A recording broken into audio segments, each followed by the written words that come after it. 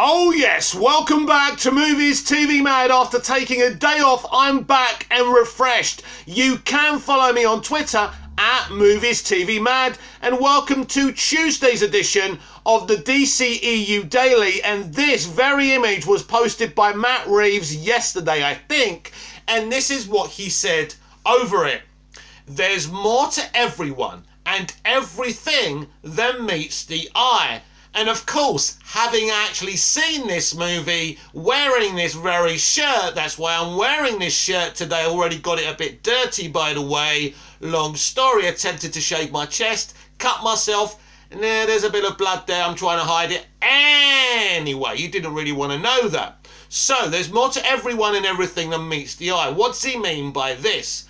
Well, what he's pretty much trying to say to you, because ever since the marketing push for the Batman has begun, you know, everyone's been complaining, Matt's saying this, Matt's saying that, Rob's saying this, you know, everyone's speaking about this film, and a little bit later on we'll read an article and an interview from Screen Rant talking about the evolution of Oswald Cobblepot, or as we're going to know him in the film, Oz, aka the Penguin, played by Colin Farrell. We're going to talk about the evolution of his journey of playing the Penguin, because, as I say, there's more to everything than meets the eye, and this is what Matt's attempting to say. There's been a lot of talk about this film, everyone involved in this film has been talking about it, but you still don't know nothing about this film. Not really. You know, they've spoken about character, but they haven't revealed events of this film. Having seen this film, I can tell you that you are not ready for the revelations and shocks and twists and turns of the Batman. And so that should be very exciting for any fan, and that's what Matt Reeves means. But every character we've spoken about, everyone who's from the Rogues Gallery, who will be in this movie, by the way, has a reason for being who they are, and that will not just be unraveled within this film. It will be unraveled within, you know, HBO Max spin-offs, future movies, evolving Matt Reeves' DC universe, DC Earth 2, which of course is very, very exciting. So that's what Matt means, and just kind of rereading that, there's more to everyone and everything that meets the eye. That's the whole point. You know, you don't know anything, right?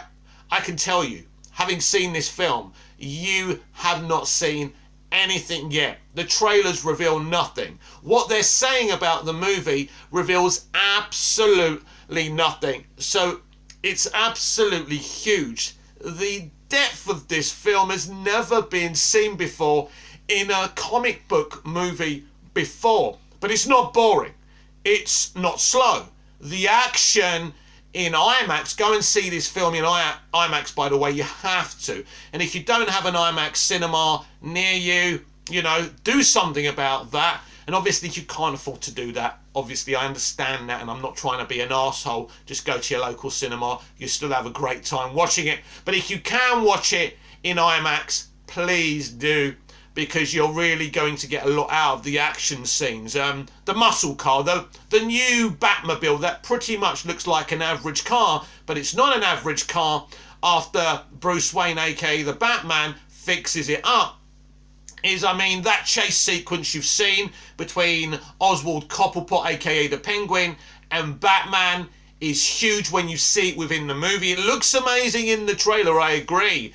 But there's a lot of energy in that chase scene. There's a lot of passion. There's a lot of anger. There's a lot of determination from Batman to catch up with Oz, aka the Penguin. So it's one of my favourite sequences. I would compare it in a way to No Man's Land in the first Wonder Woman movie. It's a signifying sequence, if you like. It shows you what kind of Batman this is, right? Determination, anger, grit. Also, I would say when he beats up the villains, as you've seen in the trailers, one of the first things we ever saw, that moment of brutality. But the brutality in this film only goes thus far, and of course he comes very close to killing. But as Matt's already told us, and Rob's already told us, I already know this, having seen the movie, there's no killing from Batman in this movie, but don't worry, there is killing in this movie, just from not Bruce Wayne and Batman. This is a movie for Bruce Wayne and Batman. This is his year 2, but he's only just started being Batman, and he's angry. And the revelations in this film in terms of his own family, which I don't want to go too deeply into either, change everything for Rob's Batman and Bruce Wayne. It evolves the character by the end of the movie. And, that's the whole point of this film. This film is meticulously in the thing of avoiding an origin story, avoiding of showing us, Bruce Wayne seeing his parents die. But ultimately, the death of the Waynes is the whole foundation, if you like, or part of the foundation of the movie. I suppose it's a bit like the Gotham TV series. I think that's as close to any live action thing you've ever seen before. The Gotham TV series really spends its time revolving everything around the death of the Waynes, and I think that's interesting as well with this film. This film's emotional core is really about that death, and how Bruce has lived with those deaths of those characters. And so that's the emotional core you're going to see in this film. So what I would say is you've seen nothing like it in terms of comic book movies before. I'm not going to sit here and be a snob and say, oh, this is so much better than the Marvel Cinematic Universe or the DCEU. Thank fuck that, the Batman has nothing to do with the DC Extended Universe and it's just about Batman. I hate when I hear people say that, because I like Batman being part of the Justice League. I like watching the animated series when sometimes he's with Superman in space and nonsense like that. I like that. But this is a grounded story about Batman. But those things that some of you claim you don't like will come in the years to come. When he's developed and fleshed out this universe and this Batman and this rogues gallery. But patience is needed, because this first film is about Batman's kind of second year and, him coming to terms with being this character. He hasn't come to terms with it. He can't split Bruce Wayne with the Batman, and it's something he's going to have to learn to do within this movie, because he has to split them or people are very quickly going to work out who he is, and that will put the people that he cares about, and he does care about people in this universe. He does have a soul, even though within the trailers it looks like this is a very, very cold egg, and he's really focused and obsessed on cleaning up Gotham City, solving this mystery, stopping the Riddler from killing more people. It's a balancing act really for Bruce Wayne and Batman in this film, because he needs to use the Riddler as a tool of discovery, but he also can't have him killing people. So it's an interesting film. It really is. I've compared it to the first series of Dexter, by the way. It is that way. It's like when Dexter's going after the ice truck killer, and the ice truck killer keeps on sending him clues. And at the end of that pilot episode, and it's a beautiful moment, he's asking me if I want to play. And I do.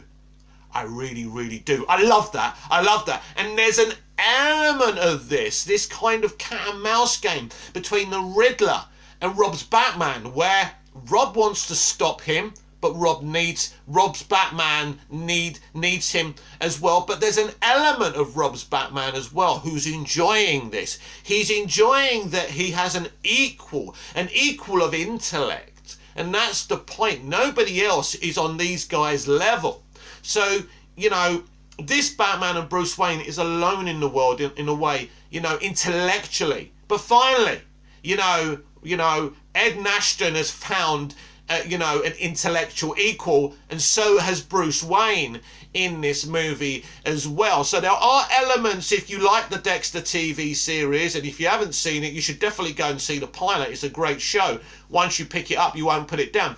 But there are a lot of similarities to the element of these two guys playing cat and mouse, like Dexter and the ice truck killer. And I'm not going to go into the revelations of who the ice truck killer actually is in Dexter. We're talking about the DCEU. We're talking about the Batman.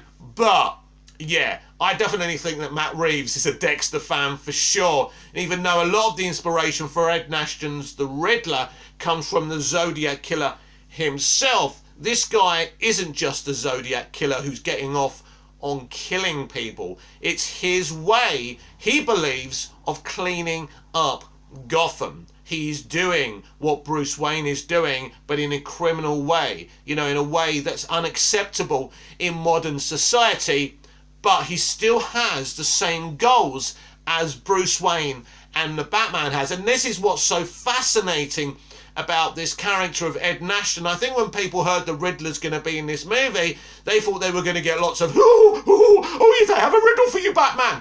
Never going to happen in a Matt Reeves movie. Certainly was never going to happen in a Christopher Nolan movie, but this is a different type of Riddler you're getting introduced to. But it is the Riddler. He's intelligent. You've got to be intelligent to set up all these riddles and do what he's doing within this movie. So he's still the Riddler. He's just not the Riddler that you've maybe seen before or experienced, unless you've read Ed Nashton in the graphic novels before. So he has every right to do what he's doing with the Riddler in this film, because it isn't the Ed Nigma that we saw in Batman Forever that we've read in the comics. This is Ed Nashton. So there's a distinction there which gives Matt license to give us a very darker, different take on the Riddler, and that, my friends, is very, very exciting. Very interesting, as we've just been talking about the Riddler. The Screen Rant have actually got a great little article about the Riddler. Let's give it a read. The Riddler's origin story details revealed in the Batman tie-in novel. A new The Batman tie-in novel reveals interesting details about the Riddler's past, some which mirror key traits from a Dark Knight character, by T.C. Phillips of Screen Rant. A new tie-in novel for the Batman provides fans with some fascinating background details for Paul Dano's version of the Riddler. An iconic member of Batman's infamous Rogues Gallery, the Riddler was first created by Bill Finger and Dick Sprang in 1948, and would go on to join the likes of the Joker as one of DC's best-known villains. Over the years, Gotham's enigmatic puzzler has been brought to life on screen by actor Frank Gorshin, who was amazing in the original campy Batman series, by the way. I loved him. I thought Frank did a great job.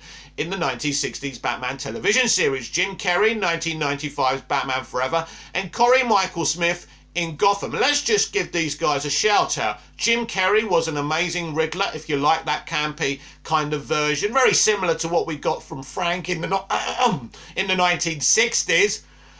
But then Corey Michael Smith's one in Gotham is one of my favourites, before we saw what Paul did in the Batman, or some of us have seen.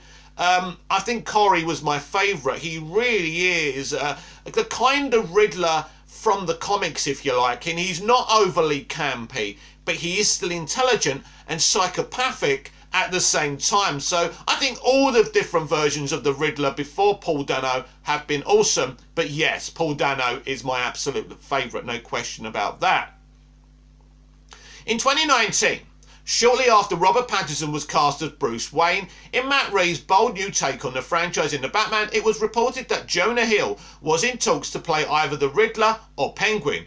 After Hill eventually exited negotiations, Dano were cast in the role of Edward Nashton, aka the Riddler, while Colin Farrell would assume the mantle of Penguin, aka Oswald Cobblepot, in keeping with Reeves' darker, more grounded take on the Batman's mythos. Dano reportedly began preparing for the role by researching serial killers, including the Zodiac Killer, whose own tendency to produce cryptic ciphers was used as a main source of inspiration for the character.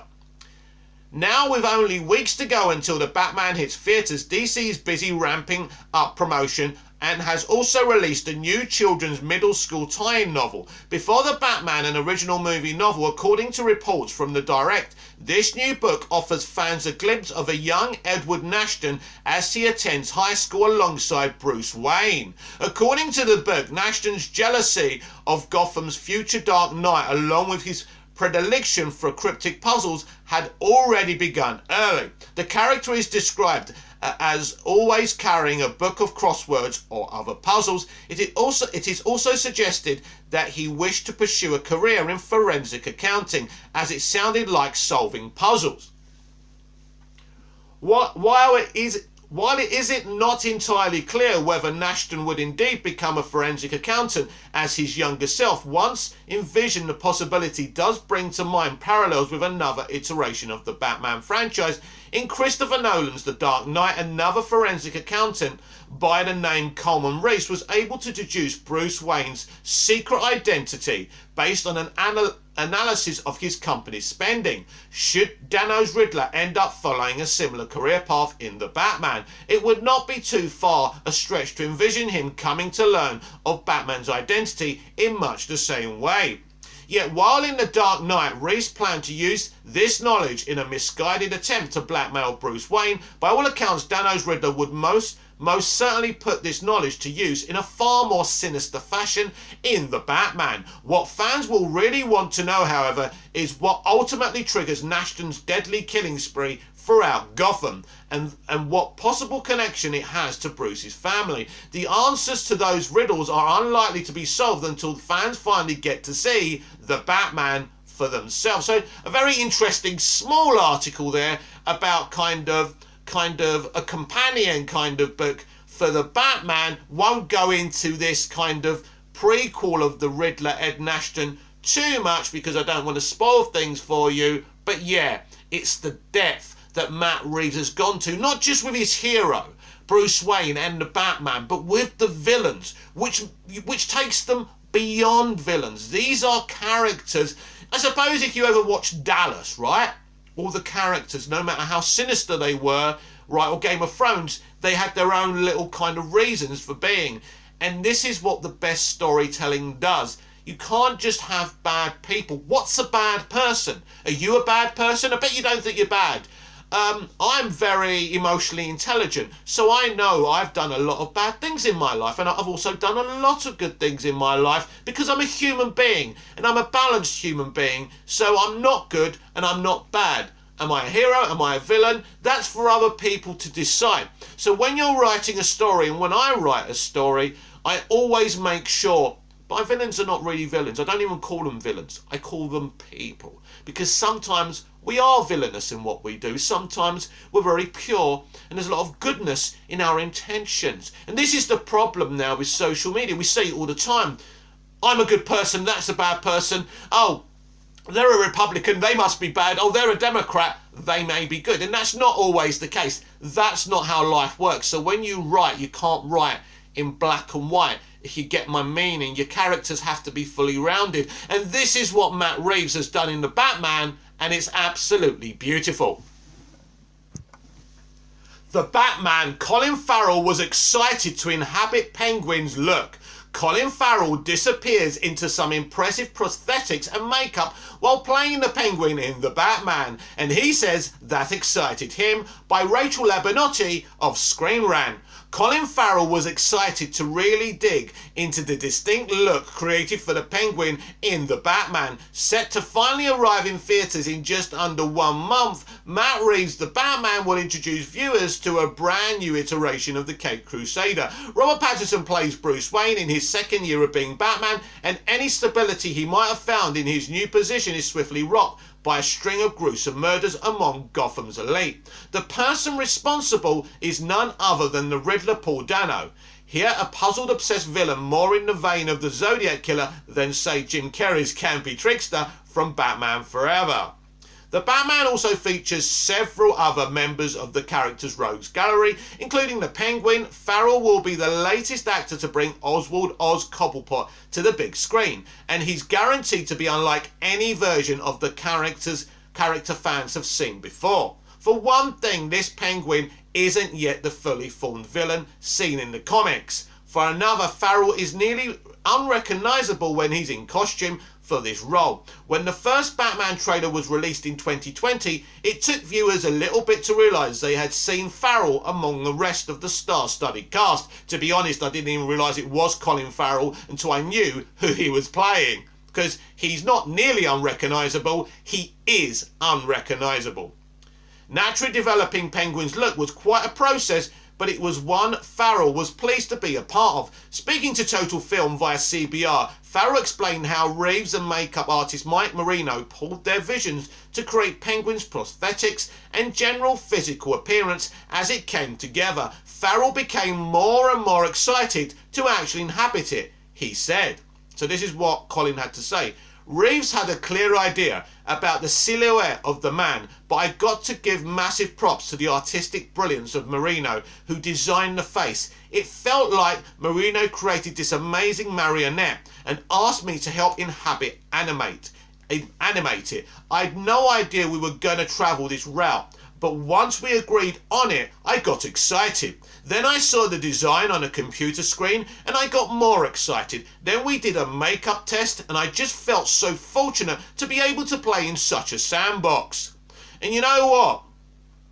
To do what Colin Farrell has done in this movie, not just within the movie where he's great, but to actually sit there for hours on fucking hours on end, and I've done it when I've done theatre, and they put the prosthetics on you. It's a fucking nightmare. And I haven't done anything to, like, you know, on the levels of what Collins has to go through. So it takes patience. But because you're excited about the art form and about playing this character under this makeup, under this costume, it's a lot of fun when you look at it that way. The Penguin has always been a character with a distinctive physical look, and a version featured in the Batman is no exception. There's long been a debate over whether such dramatic prosthetics help or hinder a performance, and Farrell's Penguin appearance hasn't come without some pushback from fans. I haven't heard these pushbacks, but there you go.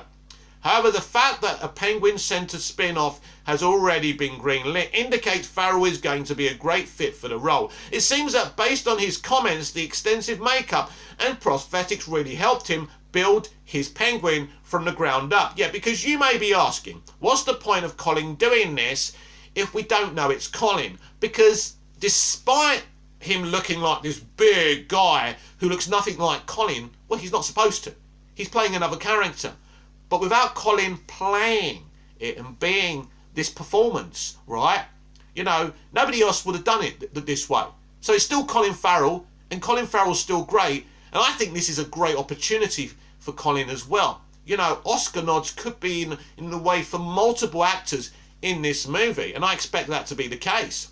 Fans will get to form their own opinions on Farrell's Penguin when the Batman arrives next month. Overall, the character isn't expected to have a major role in the film, only offering up a hint of what his in-development spin-off can offer. Between him and the Riddler and Zoe Kravitz's Catwoman, the Batman will offer a very well-rounded view of Gotham and all its intriguing inhabitants. This is going to be an exciting ride. It's more than a ride.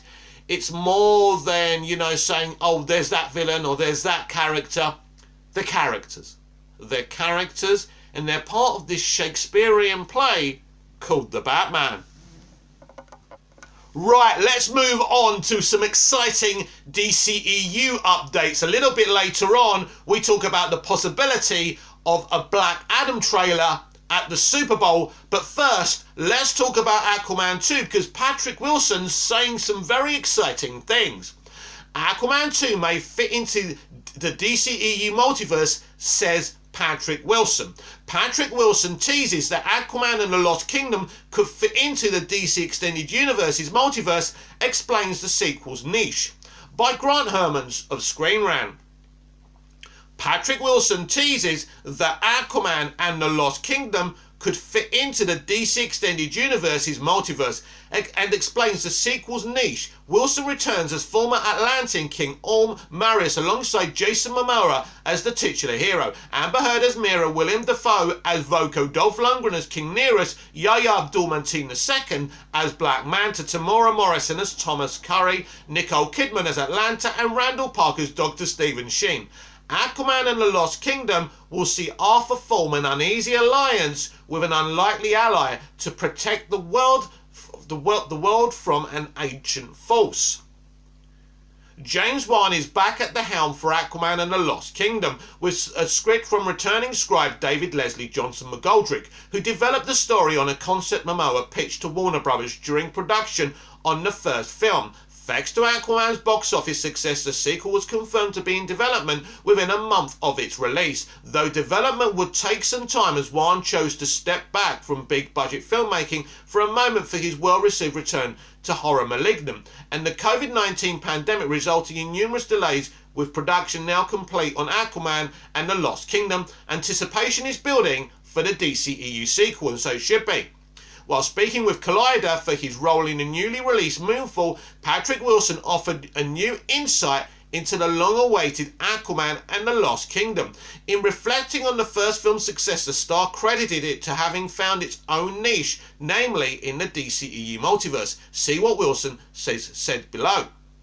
So you take those things that you think people responded to, and even if it was, oh my God, can you believe they did that? Yeah, we did that. Now we're going to do more of that. I think we found our niche. I think DC has found their way to understand where each movie can fit, even in a multiverse, which is so overused now as a term. Clearly the movie went beyond the fanboy demographic because it made whatever $1 billion, right? So that affords you a freedom of, you know what, let's keep it fun. Let's make it fun. Very interesting. Though Wilson's comments seemingly point towards his describing the film's unique success when compared to other DCEU efforts, his use of the word multiverse to discuss Aquaman and the Lost Kingdom is an interesting choice. WB is currently gearing up to break open its doors to the multiverse with The Flash, in which Ezra Miller's titular character will attempt to save his mother from being murdered in the past, only to subsequently create a rift in time and space, adapting the events of the Flashpoint comic line. The film will see the return of Michael Keaton's Batman and serve as his springboard into the DCEU to take over the departing Ben Affleck. We don't know if he's replacing Ben yet. With The Flash seemingly serving as a soft reboot for the DCEU, the effects of a multiverse shift is seemingly possible for Aquaman and the Lost Kingdom, namely as its release is a month after the Miller-led solo outing, though the underperformance of Justice League led to the studio's decision to focus on individual character films. Right, Screen Rant, as I've said before, are obsessed with the DCEU being self-contained. That may have been the case after Justice League because they were scared, they thought the interconnection didn't work. It obviously wasn't the interconnection that was the problem, but the decisions they made. But you know, the future of the DC Extended Universe from Flashpoint onwards is very interconnected, so forget what they're saying. The character film recent success of the Suicide Squad and anticipation for the DCEU multiverse may have enticed WB to begin building the interconnected bridges back up. Well done. That is what's happening. Only time will tell when Aquaman and the Lost Kingdom hits theatres on December the 16th. So what Patrick Wilson has said is very interesting, because we did see Jason Momoa on Pierce Brosnan's Instagram in a picture. We've also, I don't know if I can find it, but they've been celebrating Chinese New Year and posting all these DCEU pictures, some artwork, and we've seen a new picture of Jason Momoa's Aquaman in a brand new costume. His hair looks even more highlighted than the first film. Very interesting. All could be because of the multiverse strategy.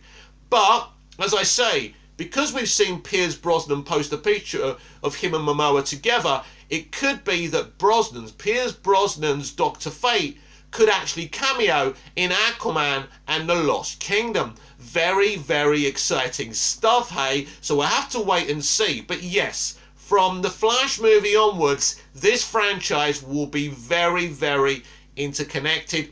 It's something that Ann Sarnoff spoke about, not just about, you know, the DC Extended Universe itself, but Warner Brothers itself, each department having to communicate with each other.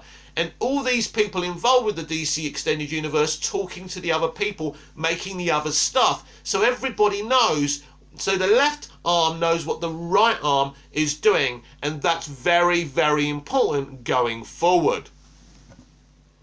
And finally today, Dwayne "The Rock" Johnson, after getting involved with some politics recently with the Spotify thing, and that podcaster is doing what he does best, and that's promotion for his projects and self-promotion too. I love The Rock, but sometimes I wish these people wouldn't get involved in things they don't know about. Anyway, he said this: After all these years, my football dream of standing on the Super Bowl field has finally come true. This will be historic. This will be my honour. This will be electrifying. I'll see you this Sunday. So this is very exciting, and I'll tell you why. Because this is getting everyone to tell me, and all my sources to tell me, there will be a fully extended Black Adam trailer at the Super Bowl. But normally trailers at the Super Bowl are not necessarily long. I don't know. I hope this is the case. I would love to see a 2-3 minute trailer of Black Adam hit at the Super Bowl. It's very exciting that The Rock's going to be there. I can't wait to see an extended look of this movie, because I think Black Adam is going to be as cool as the rest of the movies in DC live action this year. This has been the DCEU Daily. I'm Mick, your host with the most. Just ask your girlfriends and your wives. Like, share, comment, subscribe, hit the notification bell so you never miss this perfection, and I'll see you again tomorrow, hopefully with even more DCEU Daily. Until then, goodbye, au revoir, auf Wiedersehen.